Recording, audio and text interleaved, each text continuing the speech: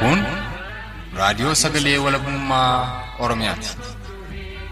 Raadiyoon Sagalee Walabummaa Oromiyaa akeeka qabsoo kan saba Oromoo bilisaaf biyya Oromoo walab sirna dimokiraasii faqaan bulu deebisanii gadi dhaabuu godhamu deeggara. Akeeka qabsoo kana babal'isuufis hojjeta. Birmadummaan Oromoo dafqa dhiigaaf lafee ilmaan Oromoon dhugooma jedhee amana. Dhaggeeffattoota isaas wareegama qaalii kanaaf kakaasuuf carraaqa. Kun raadiyoo Sagalee Walabummaa Oromiyaati.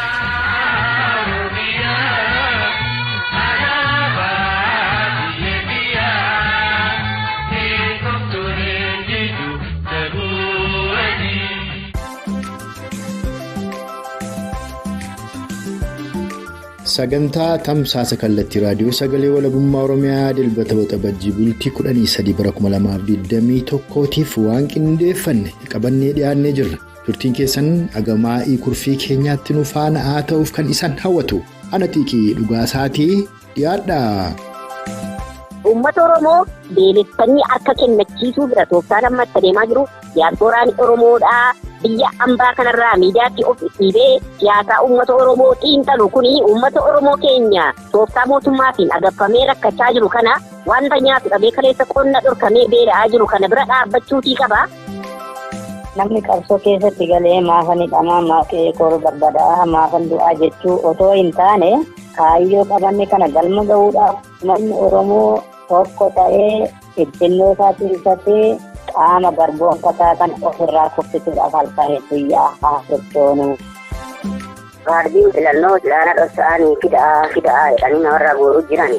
Aanaa bulee horaati ganda malkaa magaadaadhaan kaleen gadda guuranii fixanii. Gandoota jiru duudii keessa irraa nama kennuu dhiise sodaataa irra darbanii kaan ammoo irraa guuruu jiran. Namummaan lama mallatteessi ampuulii irratti hin galchaa jechuudha.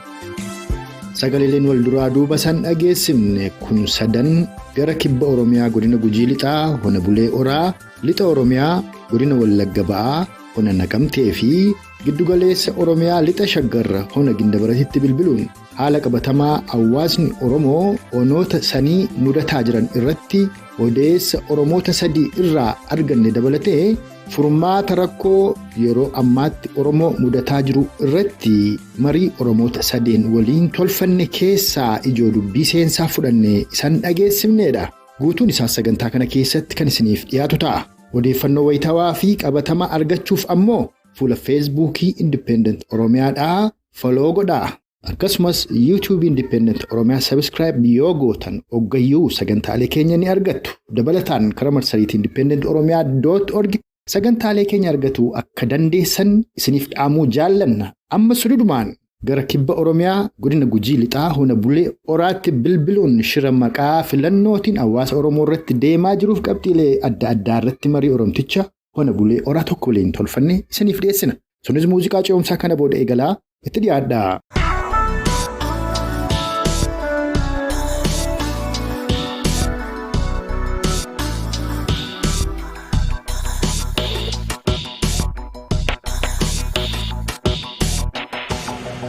Godina Gujii Lixaa kana keessaa hawaasa Oromoo kamalee dararaa jiru kaardii filannoolee kallee dheengadda kana kaasanii sassaabaa jiru abbootii ollaalleen sinseelii diinaa jedhanii qabanii hidhaa jiru jedhu mee waan kana bal'inni isaa Oromoof ibsaa akkuma waliigalaatti haala hawaasni Oromoo gamasii keessa jiru. Dhuguma kaardiin gaafa guyyaa 14 kun filannoo hojii kana beekuu danda'an laana dhoksa'anii fidaa jedhanii namarraa guuruu jirani. Kana gaaruu abbootii ollaa fi kaabinee memba kana tolcha. Kaabinee tolcha abbootii ollaa hin guuraa jedhanii abbootii ollaa guuruu sodaatte. Aanaa bulee horaati ganda malkaa magaadaadhaan kaleen gadda guuranii fixanii. Gandoota jiru duudii keessa irraa nama kennuu dhiise sodaataa irra darbanii kaan ammoo irraa guuruu jiran. Amma kaardii kana guuruun amma filattanii jechuu? Namummaan lama mallatteessi ampuulii irratti hin galchaa jechuudha. Kaardii guuraniitu kanuma uummatni hin filatiin ofiin naqaniiti san keessa buufatan? Eegumaa keessa buusanii korojoo galchinaa yoo amma uummati kun ba'e waraanni oboo kana sodaatanii dhabanii beekanii hubatanii gaafa kan baanee filachuu hin dandeenyu marroo ta'eefi namummaan guuranii bakka namni akka gareetti abbaa ollaatti guuraa fidaadhanii giddumaan guutisuu jiran nama kennuu didate seelii diinaaf jedhaa hidhan. Amma ganda meeqa keessaa guuran waan kana yoom eegale amma? Ganda malkaa magaalaa kan kalee deengedda kan xumuran. Ayyee gandi dhibuunoo gara ganda afur shanii guuran jedhanii honuma bulee oraa jalaayyuu. Gara ganda shanii fi ganda soorulee waachuu ganda Roobee Magaadaa, ganda Gaalee Magaadaa, ganda Sabbitti Magaadaatii fi akkasuma Roobee Luchisa magaalaa amma kaleessa moo edaa yamma jalqabaniirani. Magaaluma bulee oraa? Aanuma bulee oraa.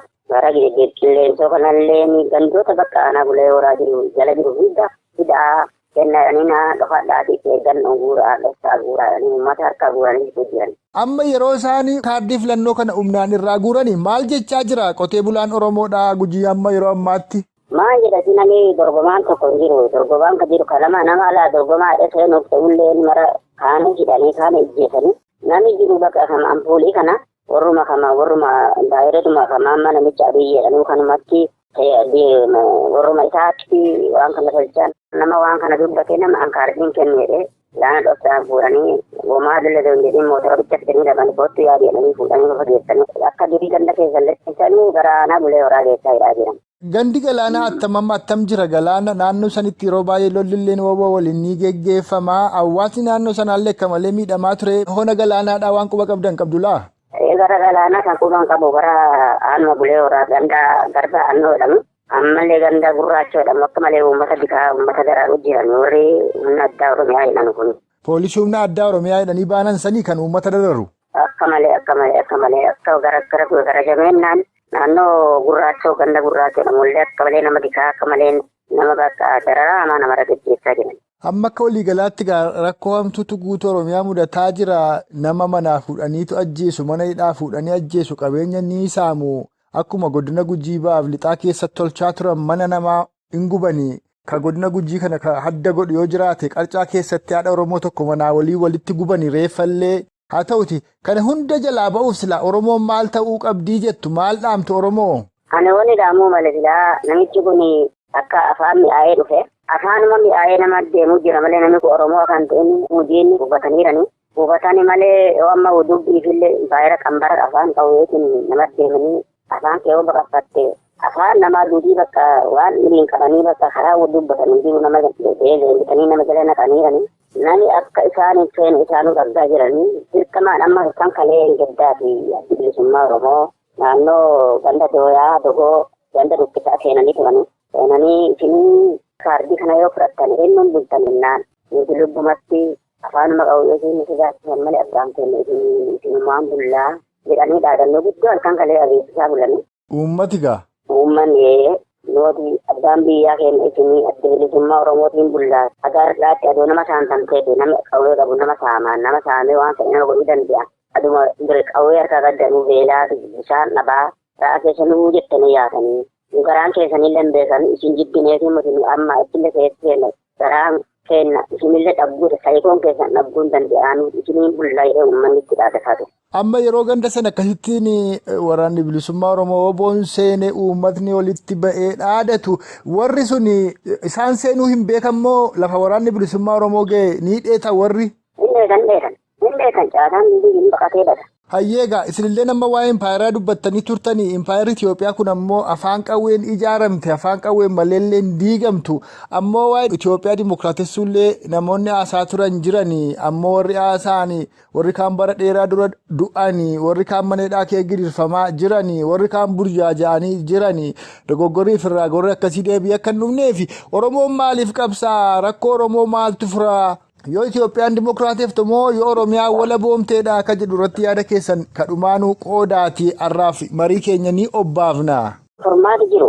Oromiyaan guutuun afaan tokko ta'ee yoo laga'ee namicha kana hammeenna garaan fixatee nuti deemuu jiru kana afaan tokko ta'ee tokkummaa tokkoon wal ijaarree tokko ta'e malee furmaati hin jiru.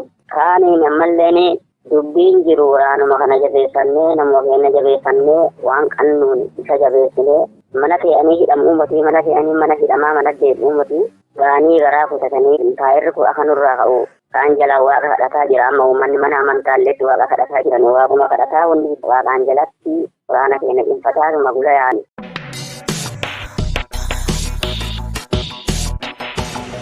Kun gara kibba Oromiyaatti bilbiluun haala waliigalaa hawaasni Oromoo godina Gujii Lixaa hona bullee oraaf honoota kabiroo keessa jiran irratti odeessa Oromticha tokkorraa arganneef dhimma akeekaaf galma qabsoo bilisummaa Oromoo irratti yaada Oromtichi godina Gujii Lixaa hona bullee oraa raadiyoo sagalee walabummaa Oromiyaaf qoodeenus isaan dhageessifneedha. Ammoo kan asaanuu gara Giddu-galeessa Oromiyaa lixa shaggar Ona Gindabaratitti bilbiluun dhimma hidhamuu, ajjeechaa, gidirfama, saamicha, barbadeeffama, qabeenyaaf gochaalee ammeenyaa akka loltoota, poolisootaaf tikoota mootummaa Koloneel Abiyyiin dabalataan humnoota Eertiraaf liyyuu ayilii naannoo Amaaraan hawaasa Oromoo Ona Gindabarat mudataa jiru irratti odeessa argannee fi furmaata rakkoo kanaas kan Oromtichi Ona Gindabarat raadiyoo sagalee walabummaa Oromiyaatti mitu isiniif dhiyaata.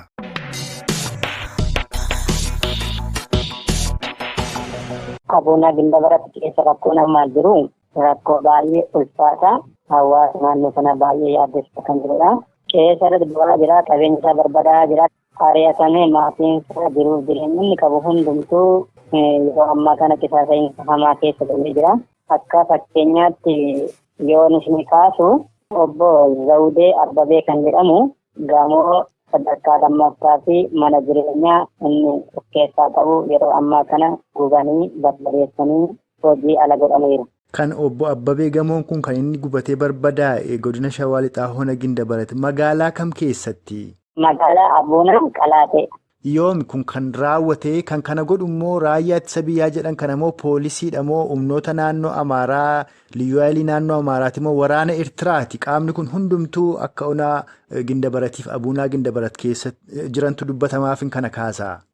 Qaamonni amma ishee kaartan kunis itti qaama poolisii Oromiyaati, itti qaama uummata Oromiyaati, qaamni Saabiyaati. Akkasumas haasaan mootummaa naannoo sana buufatan hundumtuu waliin ta'anii qabeenya kana barbadeessaa jiru. Yoomi amma kana obbo Abbabeedha kan inni gubate? Qabeenyi obbo Abbabee kun guyyaa lamaan dura guyyaa roobiitti kan inni barbadaa'e. Akkasumas qabeenyi obbo Lammaa Gaarradoo kan jedhamu magaalaa kana keessatti qorqoorroo baay'ee 80tu barbadaa'ee jira. Yoomi inni immoo eenyutu barbadeesse? Qaamuma mootummaa hidhatee naannoo sana socho'uutu barbadeesse. Guyyaadhuma wal fakkaataa roobiidhuma darbee kunis? Guyyuma roobiima darbeedha. Hayyee. Akkasumas obbo Tasfaayee Gaarradoo kan jedhamu mana jireenya isaa barbadeessanii gosoota lama qalanii. Erga mana isaanii gubanii booda qotiyyoo isaanii immoo qalatanii nyaatu. Re'oota 15 qalanii bakka qeerraa ari'anii amma maatiinsa namummaansa yeroo ammaa kana hojii ala ta'eera. Akkasumas qabeenyi obbo Zawudee xiqqaate horii 100 dararaa irraa ari'amee yeroo ammaa kana qabeenyi namummaansa akka malee barbadaa'ee bittinnaa'eera. Akkasumas godina Shawaa Lixaa Aanaa Gindabarat magaalaa Kaasisii keessatti abbaa qabeenyaa Birrinaa Baratuu kan jedhamu konkolaataa uummataa fe'amu waajjira poolisii keessatti hidhamee jiru. Tole kan isaanii kan warra kanaan dura akka ta'e odeeffadheen ture mana balbala 16 irraa guban jedhu gargaara konkolaachisaanii hidhan jedhu maatii guutuu immoo ajjeesuu fidhuuf barbaannaan baqatanii badanii jiru jedhu mee bal'ina isaa irra deebi'aa nu ibsaa. Eeyyeen amma balbala 16 qorqoorroo isaawwan qabeenya isaa keessaa qabu xaafiin achi fuudhanii ashaatti makanii qabeenya mana jiru hundumaa barbadeessanii balbala 16 kan qabu caccabsanii namummaan isaanii badanii amma yeroo ammaa kana rakkoo hamaadhaan saaxilamanii konkolaataa inni qabu waajjira poolisiitti hidhamee gargaaramu konkolaataan isaa asuma magarsaa kan jedhamu hidhamee rakkoo hamaa keessa galee jira jechuudha. Egaa saamicha qabeenyaa ta'uu barbadeessa qabeenyaa ta'uu hidhaa ta'uu ajjeechaa ta'uu kana hundumaa ofirraa kaasuuf silaa Oromoon maal godhuu qabaa jettu yoo Oromoon immoo callisee ofirratti ilaale yeroo ammaatti ka du'aa jiru dargaggoota Oromoo ol adeemuu egeree Oromoof Oromiyaaf abdii ta'anidha. Hayyoota Oromooti qabeenya abbootii qabeenyaa Oromootu barbadaa jira hayyoota Oromootu dhabamsiifamaa jira. Kun ammoo akkasitti yoo itti fufee maal ta'a itti laata egereen Oromoof Oromiyaa rakkoon hamaan sun immoo akka hin dhufneef maaltu ta'uu qabaa jettu sin maal dhaamtu Oromoof? Egaa kun jireenyuma garbummaatiin namni qabsoo keessatti galee maafan hidhamaa maaqee koru barbadaa maafan du'aa jechuu otoo hin taane murtii keenya hidhannee kaayyoo qabanne kana galma ga'uudhaaf namni Oromoo tokko ta'ee ejjennoo isaa tirfatee waadaa walii galee qaama garboonfataa kan ofirraa kuffisuudhaaf halkan guyyaa haa sochoonu. Hundi keenyu yeroo tokko bakka tokko rakkachuu miti. Hundi keenya akkaan haa kaanu. Kun waamicha uummata Oromoo maraa yoo ta'u, biyyoota addunyaarra warreen jiran nuti kan miidhamne guyyaa 2 guyyaa 3 torbee tokko guutaa jirra. Otoo hin taane waggoota jijjiirama kana kana wal qabsiisee jaarraa baay'ee lakkaa'aa jirra. Ammas illee garee addunyaa gara gubbaadhaatti sagaleen keenya du'aa jirra, hidhamaa jirra, qe'ee keenyarraa qabeenyi keenyas, dhalli keenyas, dubartiin keenyas waan jiruun kabajamaan jirru waan ta'eef lafa jirru hundummaatti birmadummaatti keenya kabachiifachuudhaaf, mirga keenya kabachiifachuudhaaf haalee duree hundumaatti murree ulee tokkoon haa kaanu qaamsa keenya isaan gafaati. Kanarraa karree warreen godaanan kun immoo har'ayyuu lafa bulan, lafa oolan, iddoo taa'anii dhabanii rakkachaa jiru waan ta'eef hawaasi Oromoo immoo bakka jiranitti hordofee gara kana gargaarsutti akka godhuuf waamicha dabarsinaa. Akka fakkeenyaatti godina Shawaa Lixaa kana keessatti rakkoo hammaataa aanota garaagaraa keessatti raawwatamaa jira. Akka fakkeenyaatti namoonni 6 miidhanuma Ona Gindabarat magaalaa Kaardiin Gandabatee keessatti du'anii jiru. Namoonni kun ijoollee qabu, maatii qabu. Ijoolleen kun karaa saafanii jiru. Sagaleen isaaniillee dhagahamaa jiru. Sagaleen isaaniillee ol fuudhamee akka dhagahamu adaraa isiniin dabarsina. Namoonni du'an kunis maqaan isin bira hin geenye yoo ta'e Lixaa Didhaa jedhama. Dargaggoo Abiree Darajjee Mararaa jedhama. Booqaa Barsiisaa jedhama. Warqiisaa Asaffaa jedhama. Wujjoo Baqqalaa namoota jedhamu kunillee dhiyooma guyyaa 7 darban kana keessa qaamuma waraana mootummaatiin kan ajjeefamudha. Gahee isaanii irratti otoo boohanii, otoo baqatanii, maalaan ajjeessinaa otoo jedhanii giddanii jiru. Kana duwwaa miti namoonni hedduun ammallee hidhaa kan jiran jiru. Akka fakkeenyaatti namoota hidhaa jiran kana yoon isin kaasu Biroo Yaaddessaa, Daanyee Tasammaa, Galaanaa Abarraa, Taamiraat Geessaa, Duulaa Miidhagsaa, Nimoonaa Toleeraa, Tashoomaa Baqqalee, Tasfaayee Kaabbitee, Magarsaa Barii, Haalaa nama jedhamu warreen kun mana hidhaa isa ammaa kanallee jiru. Namni isaan gaafatu hin jiru. Rakkoo hamaa keessa jiru. Kanaaf birmannaa cimaa isaan barbaachiseera. Hawaasa addunyaa akkaataa kanaan nu haa birmatu. Uummanni Oromoo immoo hidhamni tokkichumaan garboonfataa kana ofirraa kuffisuu jenna malee teenyee uummanni keenya akka kanarraa du'eera jennee lakkaa'uun gatiin baasu.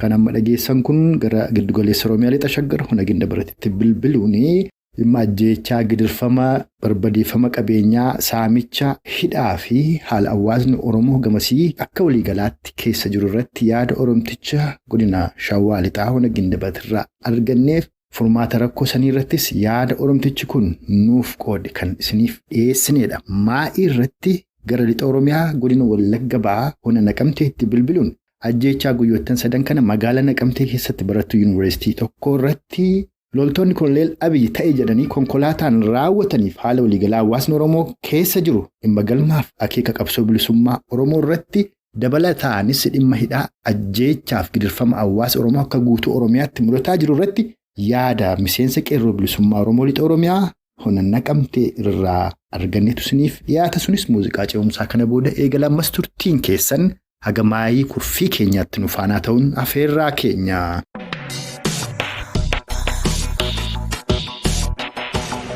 Haalli Oromiyaa keessatti uummata Oromoo irratti mootummaa gabroonfataa Itoophiyaatiin adeemaa jiru. Egaa uummanni Oromoo quba qabaa dhaga'aatii jira. Ammoo gochaa shororkeessummaa duguuggaa sanyummaatu bifa garaagaraatiin uummata Oromoo irratti labsamee adeemaa jira.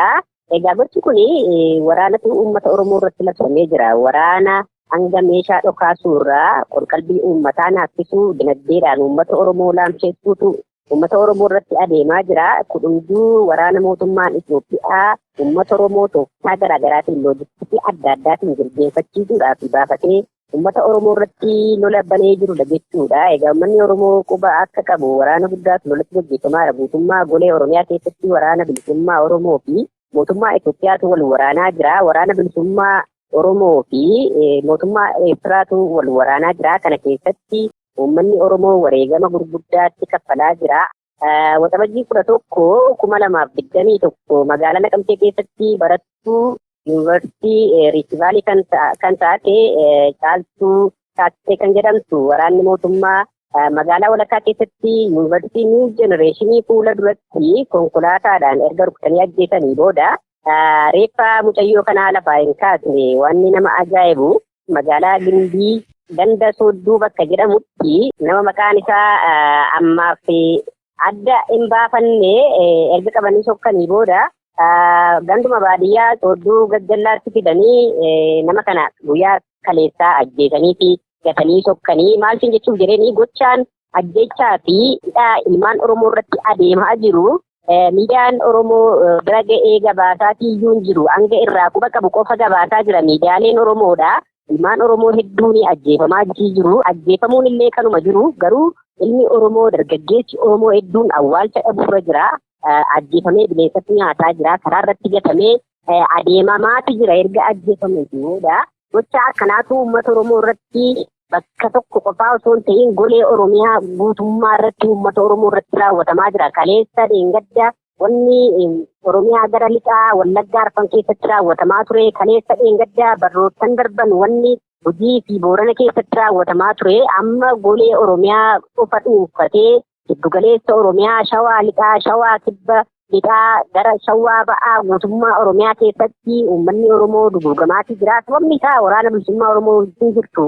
Sababa jedhuun mootummaan kan inni uummata Oromoo raabsaatii jiru lola uummata Oromoo irratti labsamee jiru kana lola waraana bilisummaa Oromoo irratti labsamee jiru kana waraanni bilisummaa Oromoo gootummaadhaan dura dhaabbatee ofirraatii qolataa jira. Waraanni mootummaa waraanni Shaabiyaadha.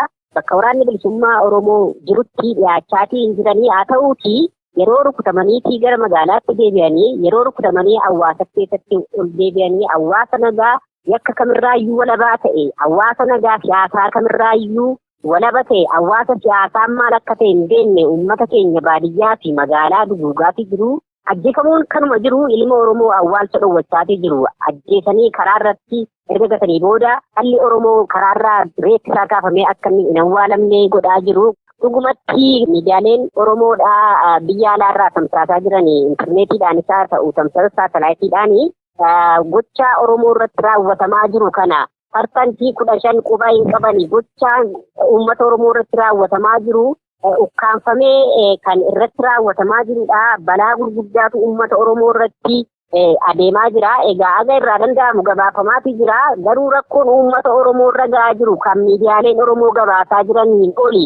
Qabatamaatti ilmi Oromoo guyyaatti godinaalee Oromiyaa keessatti osoo hin du'in osoo hin wareegamin oolaatiin jiru. Ilmi Oromoo wareegamaa jiru immoo kan siyaasaa kamirraayyuu hin qabne kan siyaasaa kamirraayyuu walaba ta'eetu Oromoo ta'uu isaatiif qofa ajjeefamee manni irratti gubatee biyyaa godaansifamaatii jira jechuudha. Haalli Oromiyaa keessatti raawwatamaa jiru gochi duguuggaan sanyummaa ilmaan Oromoo irratti raawwatamaa jiru. Hedduutii nama sodaachisaa haa ta'uutii lola waraana bilisummaa Oromoof mootummaa Itoophiyaa hedduutti gaggeeffamaa jiru keessatti waraanni bilisummaa Oromoodhaa tarkaanfilee gurguddaa waraana mootummaa Itoophiyaa irratti fudhachaa jira. Konyaalee Oromiyaa gara lixaa Oromiyaa keessatti lola gurguddaatu gaggeeffamaa jira. Haa ta'uutii waraanni bilisummaa Oromoo injifannoo gurguddaatti galmeessaa jira. Gabaafamuudhaaf abaatu miidiyaan sagalee waraana bilisummaa Oromoo gabaasaa jala bu'ee gabaasu ibusii tarkaanfilee gurguddaatu fudhatamaa jira. Injifannoo waraana bilisummaa Oromoo akka hin gabaafamnee fi Facebook kaampaanii fi YouTube irratti waa'een waraanaa akka hin dubbatamne waa'een injifannoo waboo akka hin labsamne kaampaaniilee Facebook fi YouTube uggura garaagaraati ka'aa jiru. Haala kana keessatti injifannoo waraanni bilisummaa Oromoo gabaasaa jirullee ukkaanfamaatii jira. Haala kanatu adeemaa jira. Gama hundumaa waraanni bilisummaa Oromoo lola ciccimaa adeemsaa jira. Zoonii kibbaa godina Gujii keessatti akkuma uummanni Oromoo quba qabu waraanni bilisummaa Oromoo Cibraa Soddom Boorootiin hoogganamu lola guyyoota 8 walitti fufiinsaan gaggeeffameeni waraanni mootummaadhaa Gujii ba'aa fi Gujii lixaarraa walitti dhufuudhaan Cibraa Soddom Booroo dhabamsiifne jedhanii haalli isaan itti lola gaggeessaa jirantu ture. Kana keessatti waraanni bilisummaa Oromoo guyyaa 8 lola gaggeeffame keessatti injifannoo guddaa reeffa diinaa kan bakkeetti kan bineensi nyaatetu jira. Itti dhiyaatanii kaafachuu dadhabanii fi kaan bishaanitti namnitee kan dhumteetu jira. Waraanni bilisummaa Oromootti dhiyaachuu dadhabanii haalli isaan ittiin waraanni mootummaa hedduun bulluu ta'anii dhumantu ture jechuudha. Inni kun injifannoo guddaadha. Riphee lolaan Oromoodha. Waraanni bilisummaa Oromoo guyyaa 8 walitti fufiinsaan waraana mootummaa biyya aangoo of harkaa qabu dura dhaabbatee lolee injifannoo akkasii galmeessuu isaa seenaa keessatti kan jalqabaati. Seenaa riphee lolaa addunyaa keessattuu kan jalqabaati injifannoo akkasiitu galmeeffamaa jira gara waraana bilisummaa Oromootiin. Ayyee ulfaadhu tarii waa'ee waraanaatti deebi'uu dandeenya. Ammoo amma ijoo dubbii guddaanii kutaa Oromiyaa keessatti ijoollee Oromoo ol adeemoo garee Oromoof Oromiyaaf abdii ta'antu dhumaa jira. Akkuma tummoo jettee miidiyaatu gabaasaa hin jiru malee guutuu Oromiyaa keessatti Oromoon yoo xiqqaate dhugaasaa dubbatuuf namni 50 sanaa ol du'ee ooluu hin oolu. Akkuma waliin quba qabnu yeroodhuma impaayera Itoophiyaa kun ijaaramuuf deemtu mootonni koloneeffattoota Abashaa darban Teediroosisaa ta'u milik tooftaalee garaagaraa fayyadamaniiti kan isaan Oromoo cabsan midhaan jalaa gubanii horii jalaa saamanii namoota isaanii walitti qabuu danda'an luboota abbootii gadaa ukkaamsanii ajjeesanii sanatti immoo dabalataan midhaanitti summii firfirsanii namatti dhukkuba faalanii vaayirasiidhaan uummata kana fixaniiti kan isaan. Uummata kana harka kennachiisan arras tooftaa koloneel Abiyyi itti deemaa jiru sanuma waan fakkaatuudha. Lixa Oromiyaa godina Wallagga Lixaa hona mana sibuu najjoo keessatti summiin bisaanitti naqameera marratti naqameera loon dhalaa hin jiru deesseetu ulfa garaatii ba'aa jira. Baatilee muraasaa isaanaan kana keessa kibba Oromiyaa keessattis waan akkasiitu ta'aadha jira. Inni kun Oromoo cabsuudhaa fi Oromiyaa dhuunfatuuf kolonii impaayera Itoophiyaa itti fufsiisuudhaaf. Isa kanaaf maaltu falaa jetta keessumaa dargaggoonni Oromoo ol adeemoon mana ta'anii du'uurra maal godhuu qabu jetta. Oromoon akka Oromootti attamiin waan kanatti dammaquu qabaa. Shira warri kun ittiin deemaa jiran kan attamitti hanqisuu qabaa. Galma qabsoo bilisummaa Oromoos attamitti ga'uu qabaa irratti mee isin maal hojjechaa jirtu akka qeerroo bilisummaa Oromootti? Egaa yeroo lolli Oromiyaa keessatti jalqabame uummanni Oromoo yoo kan quba qabu ta'ee uummanni Oromoo keenya baadiyyaadhaa qotee ittiin jiraatu qotee bulaan Oromoodha. Akka inni hin qotanne taasisaatii turanii akka inni lafa hin qotanne kan inni qotee qonni isaa magariise xaafii isaa boqqolloon isaa boobeen daaguzaan akka inni mataa ol hin qabanne godhanii kana keessa waraana bilisummaa Oromootu socho'a jechuudhaan haalli itti qabeenyi isaa waan inni qotate jalaa mancaafamaa ture gubachaa turetu jira. Haalli itti qonnaa dhorkamaa turetu jira. Egaa haala kanaan wal qabsiisee waggoottan lamaan darbe mootummaan uummata keenya golee Oromiyaa cufa keessatti akka inni qonna hin qotanne gochaatii turanii waggoottan lamaan kana booda immoo qaala'insa jireenyaatu mootummaa Itoophiyaa keessatti akka inni gadhiifamu godhanii qonnaan ala godhanii haala qaala'insa jireenyaati. Mootummaan egaa to'achuutii hin danda'a. Kaampaaniileen ammatti harka mootummaa kan jiran yoo ta'u mootummaan kun istiraateejii waraanaati. Tooftaa waraanaa qawwee dhoka'u qofa osoo hin taane tooftaa adda addaatiin uummanni Oromootiin waraanamaa jira. Erga uummanni Oromoo akka inni qonna hin godhanne irratti hojjechaa turanii waggaa lama guutuu amma immoo qaala'insa jireenyaa irratti labsanii Oromoon kaleessa qotate waan qotate hin qabu. Waan qotatee mana isaatti galchate tokko hin qabu. Manni isaa duwwaadhaa tooftaa garaagaraatiin uummata Oromoo jilbeeffachuudhaa fi haala uummanni Oromoo waan tokko hin qotanne waa homaa tokko hin hojjetanne keessatti qaala'insa jireenyaa irratti gadhiisanii uummata keenya agabsanii akka inni qabsoorraa dhaabbatuu fi akka inni ilmaan isaa bosona jirtu bira hin dhaabbanneedhaa fi uummata keenya agabsanii haalli isaan ittiin harka kennachiisuudhaa fi tattaafachaa jirantu jira. Ilmaan Oromoo kanuma keessaa immoo waraana bilisummaa Oromoo waliin qabsa'aatii jiranii ilmaan Oromoo jajjaboo mootummaa kana dura dhaabbachaatii jiranii manaa baasanii haalli isaan itti ajjeesaa jirantu jira. Inni kunis waraana kan biraati. Uummata Oromoo hidhuun ilmaan Oromoo qabanii hidhanii erga hidhanii booda mana hidhaa keessaa baasanii ajjeesuun daandii gubbaatti gadi baasanii ilmaan Oromoo rasaasaan sammuu tarsaasanii uummata duratti ajjeesuuni kuni isa ajjeefame sana qofaa osoo hin taane isa jiru waraanuudha. Tooftaa lolaati kun loojistikii mootummaan ittiin uummata Oromoo jilbeeffachiisuudhaa fi uummata Oromoo irratti lola inni banee jirudha. Uummata Oromoo shororkeessanii sodaachisanii ilma Oromoo jabaa ajjeesuudhaani isa jiru rifaatisu tooftaa garaagaraatiin du'illee inuma jirti. Haalli ilmi Oromoo amma golee Oromiyaa keessatti ittiin ajjeefamaa jiru uummata Oromoo jilbeeffachiisuudhaaf harka kennachiisuudhaa fi tooftaa mootummaan dhimma itti ba'aa jirudha jechuudha. Ajjeesuurraa qabee hidhuu uummata Oromoo qaala'insa jireenyaatiin agabsanii akka inni waraana bilisummaa Oromoo danda'ee hin gargaarre Oromoon waa'ee jireenya isaa waa'ee waan nyaatee buluurra darbee akka inni waa'ee qabsoo ijaanne gochuurra jira. Mootummaanii kaleessa akka Oromoon hin qotanne erga godhee booda qaala'insa jireenyaa irratti fidee uummata Oromoo beelessanii akka kennachiisuu bira tooftaan amma itti adeemaa jiru. Inni kun akka uummanni Oromoo quba qabaatuun barbaada. Maaliif uummata Oromoo bira dhaabbachuu qaba. Diyaaspooraan Oromoodhaa biyya ambaa kanarraa miidiyaatti of dhiibee siyaasaa uummata Oromoo xiinxalu kuni uummata Oromoo keenya tooftaa mootummaatiin agabfamee rakkachaa jiru kana wanta nyaatu dhabee kaleessa qonna dhorkamee beela'aa jiru kana bira dhaabbachuutii qaba. Biyya diimokiraasii keessa taa'ee siyaasaa uummata beela'e kanarratti xiinxaluu qofti gatii hin qabu.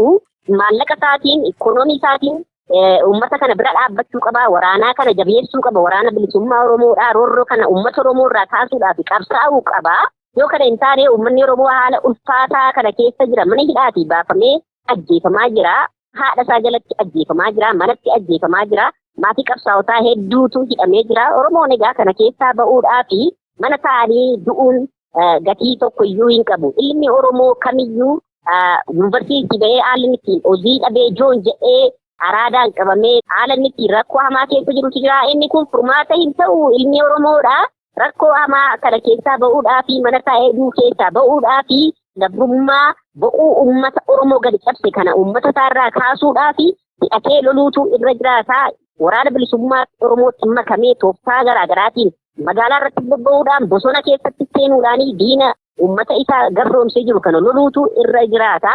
Yoo kana gochuu hin danda'u ta'e ilmi Oromoodha. Waraana bilisummaa Oromoo ijoollee mootummaa kana waraana mootummaa kana loluudhaaf hidhatee bosona seente waliin dhaabbatee lolchiisuu, galaa dhiyeessuu fi rasaasa dhiyeessuu fi boombii bituu fi meeshaa waraanaa gumaachuufiin bira dhaabbachuutu irra jiraata. Lammiileen Oromoo biyya alaa jiran dippiloomaasiitiin waraana bilisummaa Oromoo uummata Oromoo waliin dhaabbachuutii qabu. Kaleessa lola waraana TPLF fi mootummaa Itoophiyaa gidduutti gaggeeffamaa jiru keessatti lola waggaa tokkoon hin guunne keessatti haalli addunyaan birmachaatii jirutu jira. Inni kun dadhabina dippiloomaasii ilmaan Oromoo biyya alaatii jiranii kanaa agarsiisaa. Dippiloomaasiin jabaachuutii qaba. Mootummoota gamtooma waliin yoo waraanni bilisummaa Oromoo jabaate, yoo dippiloomaasiin lammiilee Oromoodhaan kan jabaatu taate, waraana bilisummaa Oromoo bira kan dhaabbatan taate dhageettii argachuu isaa naf waraanni bilisummaa Oromoodha. Kanaaf falli jiru waraana bilisummaa Oromoo waliin kallattii maraan dhaabbachuutu irra jiraata. Ilmaan Oromoo biraa mana isaanii ajjeefamuun gatii hin qabu. Siyaasaa goggogaa qofaa uummata Oromoo beelaa jiru irratti xiinxaluunis gatii hin qabu. Falli jiru federaalizimii osoo hin taane walabummaa Oromiyaa qofaadha. Walabummaa Oromiyaa mirkaneessuudhaaf immoo biyya Oromiyaa taate keessa uummanni Oromoo nagaadhaan jiraachuudhaaf ajjeechaarraa, hidhaarraa, beeleffamuurraa, tooftaa garaagaraatiin waraanamuurraa bilisa ta'ee jiraachuudhaaf waraana bilisummaa Oromoo waliin qabsaa'uudha falli inni qabu. Yoo kana gochuu baate Oromoon wanni isa eeggatu gabrummaa yoomuu keessaa boquu waliin qabanne, gabrummaa yoomuu keessaa mataa ol qabachuun hin danda'amne, kan eenyummaa Oromoodhaa balleessu, kan eenyummaa dachee Oromiyaa mancaasuuf jiru keessatti kan kufuuf deemu ta'uusaa hubachuudhaani waraana bilisummaa Oromoo jabeessuutu irra jiraatan jedha. Dhaloonni dirree qabsootti bobba'ee mooraa leenjii waraana bilisummaa Oromoo socho'ee hidhachuuti qaba. Woboon dhalootaaf karaa banuuti qaba. Yeroo humni hidhachuuf fedhii qabu gara waraana bilisummaa Oromootti bobba'u kana ikoonoomii dinagdeetu barbaachisa. Waraana kana yeroo kanatti lammiileen Oromoodhaa biyya ambaa keessa jiranii waraana bilisummaa Oromoo biraa dhaabbachuutu irra jiraata. Dinagdeedhaan jabeessuu, dhaloota hidhachuu qofa osoo hin taane dhaloota hidhachuuf gara waraana bilisummaa Oromootti bobba'aa jiru kana dinagdeedhaan bira dhaabbachuutu irra jiraata. Namni lolu hin nyaata. Meeshaatu isa barbaachisa. Waan inni qabatee sochootu isa barbaachisa. Rasaasatu isa barbaachisa. Boombiitu isa barbaachisa. Isa kanaafi dinagdee murteessaa waan ta'eef iyyuu lammiileen Oromoodhaa wanni isaan gochuu qaban dippiloomaasiyaa fi dinagdeedhaan yoo kan danda'an taate loojistikii lolaatii waraana bilisummaa Oromoo bira dhaabbachuutii qabu. Falli jiru dhaloonni loluudhaa kanuman jedha dhalootaati.